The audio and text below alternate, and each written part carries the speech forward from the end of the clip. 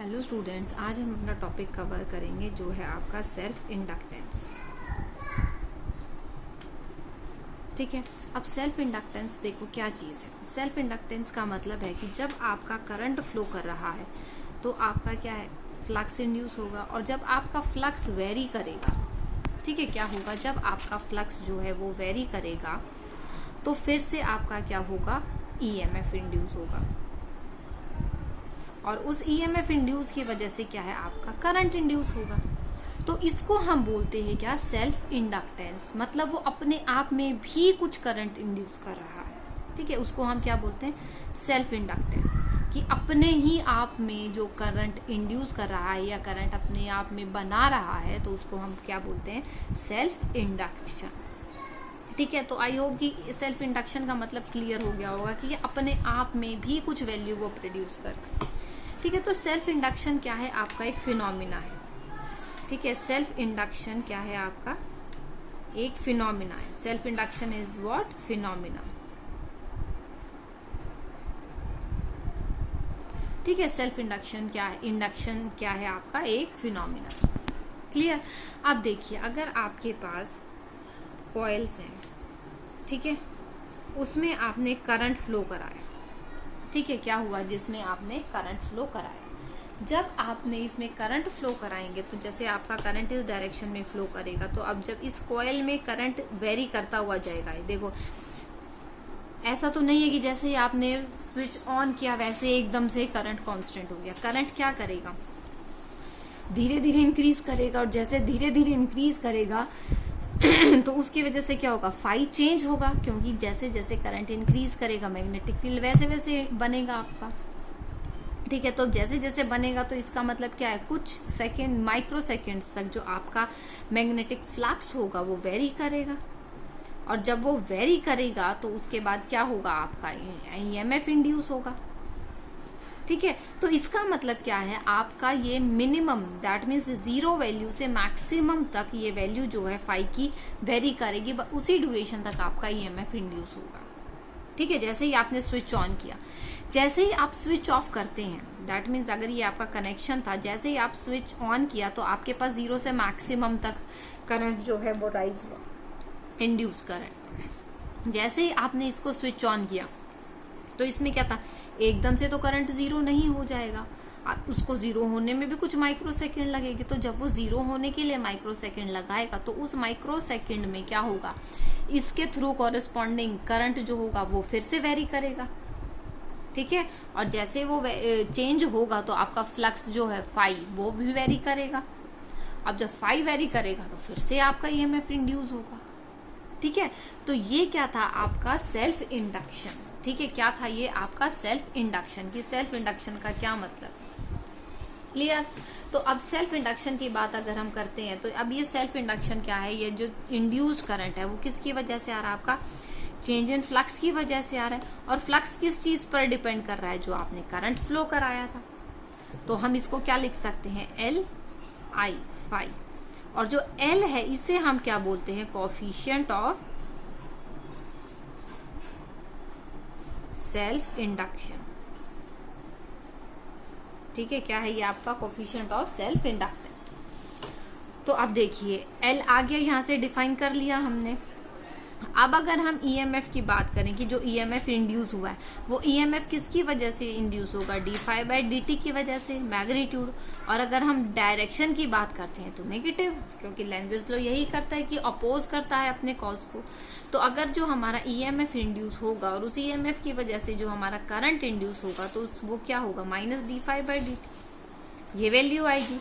तो अगर हम एल को डिफाइन करें, एल क्या हो जाएगा आपका, फाई बाई आई हो जाएगा आपका। ठीक है, और किस वजह से आएगा, जब आपका चेंज होगा, क्या आएगा आपका, जब चेंज होगा। ठीक है, तो अब देखिए यहाँ पर फाई की वैल्यू क्या है, एल आई है, तो हम यहाँ पर क्या है, एल आई वैल्यू पुट कर देते हैं। फाई की जगह हम क्या करते हैं, एल आई वैल्यू पुट कर देते हैं, D into D T L. अब देखिए एल जो है वो तो आपके कांस्टेंट वैल्यू, यहां से आपने देखा कि ये तो कोफिशिएंट ऑफ सेल्फ इंडक्शन है, इंडक्टेंस है, तो इसकी तो एक कांस्टेंट वैल्यू रहेगी। तो वेरी क्या करेगा, हमारा करंट वेरी करेगा। तो हम इसको क्या लिख सकते हैं, induced EMF equals to minus L di/dt लिख सकते हैं हम, कि मतलब जो हमारा चेंज होगा करंट उसकी वजह से आपका इंड्यूस्ड होगा ईएमएफ।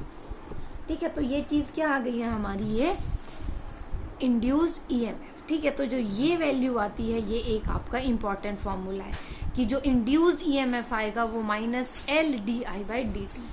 किस केस में, जब आप इंडक्टेंस की बात करते हैं। किसकी बात करते हैं, जब आप इंडक्टेंस की बात करते हैं। तो जो एल है आपका, यहां से अगर हम डिफाइन करें एल, तो एल को अगर हम डिफाइन करें तो क्या हो जाएगा, induced EMF into change in current di/dt। इसकी अगर हम यूनिट की बात करें तो वोल्ट सेकंड पर एम्पियर, और इसको हम बोलते हैं क्या, वोल्ट सेकंड को हम क्या बोलते हैं, वेबर, और ये क्या होता है, एम्पियर, और वेबर पर एम्पियर को हम बोलते हैं क्या, हेनरी, जिसको हम कैपिटल एच से रिप्रेजेंट कराते हैं। ठीक है, तो जो इंडक्टेंस है उसकी क्या यूनिट आई है, यूनिट है इंडक्टेंस की Henry. What is the unit of inductance, inductance की यूनिट है आपकी हेनरी। ठीक है, तो अब अगर हमें देखो 1 हेनरी को डिफाइन करना है तो हम 1 हेनरी को कैसे डिफाइन कर सकते हैं।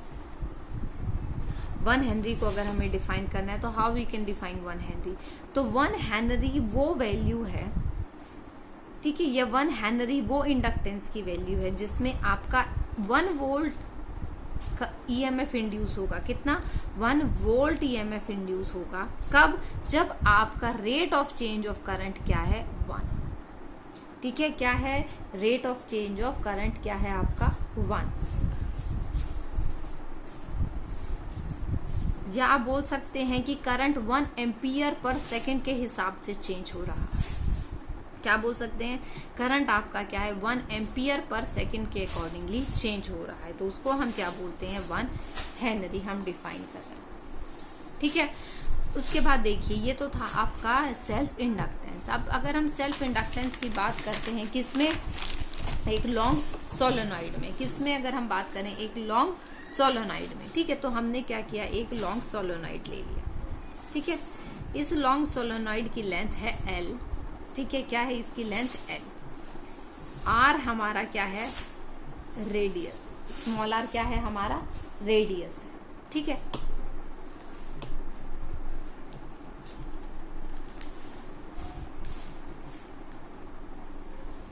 कैपिटल N क्या है, टोटल नंबर ऑफ टर्न्स।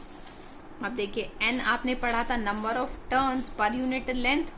जितनी भी लेंथ है उससे हम डिवाइड कर देते हैं तो पर यूनिट लेंथ आ जाएंगे। तो N क्या है, number of turns per unit length, ये वैल्यू आ जाएगी आपकी।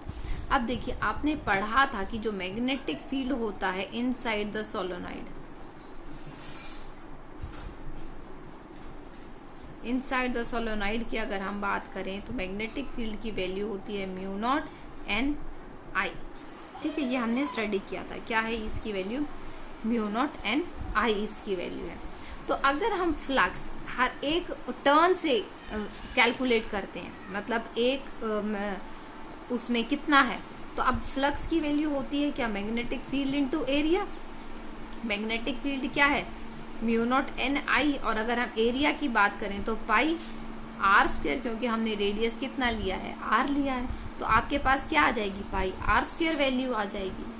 ठीक है, और अगर हम टोटल फ्लक्स की बात करें तो टोटल फ्लक्स कैसे आएगा, नंबर ऑफ टर्न्स N है हमारे पास, कैपिटल N जो है, तो हम क्या लिख सकते हैं, अगर हम टोटल फ्लक्स की बात करें, टोटल फ्लक्स की बात करें तो μ0 Ni pi r² into number of turn से अगर हम मल्टीप्लाई कर दें इसको तो ये वैल्यू आ जाएगी। और नंबर ऑफ टर्न को हम क्या लिख सकते हैं, μ0 Ni पाई r², और नंबर ऑफ टर्न को हम क्या लिख सकते हैं, N/L,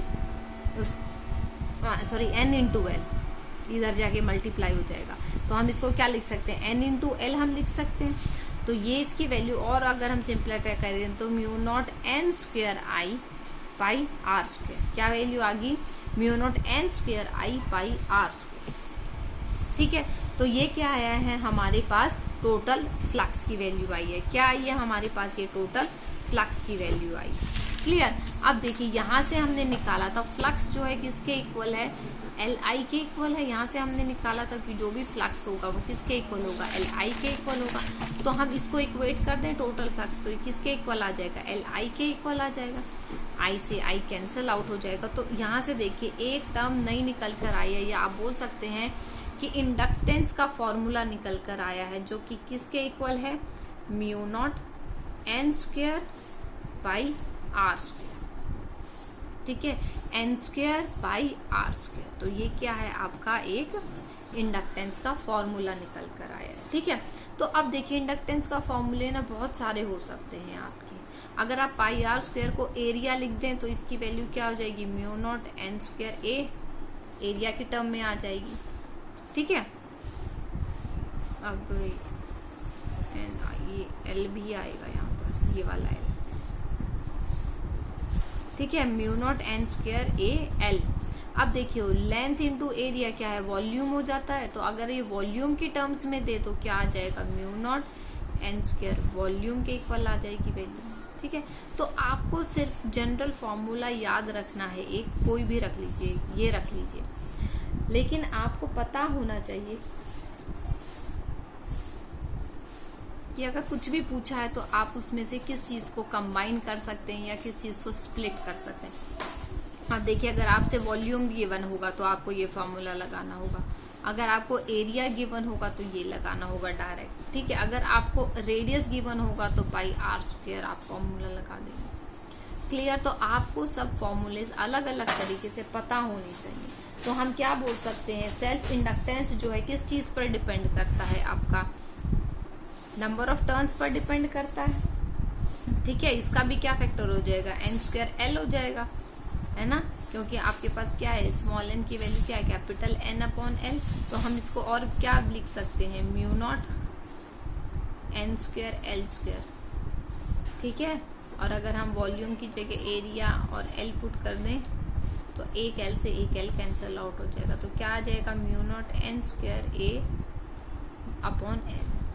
ठीक है, तो किस चीज पर डिपेंड कर रहा है, कैपिटल N स्क्वायर पर डिपेंड कर रहा है। ठीक है, जो इंडक्टेंस है। दूसरा हमारा किस पर डिपेंड कर रहा है, लेंथ के इनवर्सली प्रोपोर्शनल है। ठीक है, किसके इनवर्सली प्रोपोर्शनल है, लेंथ के इनवर्सली प्रोपोर्शनल है। तीसरा हमारा किस चीज पर डिपेंड कर रहा है, आपका एरिया पर डिपेंड कर रहा है। किस चीज पर डिपेंड कर रहा है, डायरेक्टली प्रोपोर्शनल टू एरिया। ठीक है, तो अब देखिए अब इसमें वॉल्यूम बोले तो वॉल्यूम की भी डायरेक्टली प्रोपोर्शनल करेगा। क्लियर, तो अब देखिए ये वैल्यू जो आएगी आपकी वो उस चीज पर डिपेंड करेगी कि आप फॉर्मूला कौन सा लगा रहे हैं। ठीक है, किस चीज पर डिपेंड करेगी कि आप फॉर्मूला कौन सा लगा रहे हैं। फाइन, तो अब अगर आप n की टर्म्स में बात करते हैं, कैपिटल N की टर्म्स में, तो आपका क्या इनवर्सली प्रोपोर्शनल टू L। और अगर आप स्मॉल n की टर्म्स में बात कर रहे हैं तो ये डायरेक्टली प्रोपोर्शनल टू L, क्योंकि n क्या है, capital N equals to number of turn per unit length. ठीक है, तो ये हो जाएगा आपका क्या, सेल्फ इंडक्टेंस, और जो कि है सेल्फ इंडक्टेंस हमारी किसकी, सोलेनॉइड की। ठीक है, अब ये सेल्फ इंडक्टेंस है, इससे रिलेटेड कुछ फिनोमिनन दिए हुए हैं आपकी बुक में, उनको आप रीड आउट करिएगा और समझिएगा कि क्या वो कहना चाह रहा है। ठीक है, क्योंकि उसमें ऐसा एक्सप्लेन करने का कुछ नहीं है, अगर आपको कंसेप्ट समझ आया है कि सेल्फ इंडक्शन क्या चीज है। ठीक है, उसके बाद आपका टॉपिक है म्यूचुअल इंडक्टेंस, जो हम कल कवर करेंगे, और आपकी ये यूनिट जो है वो कंप्लीट हो जाएगी। ठीक है, thank you students, that's all for today.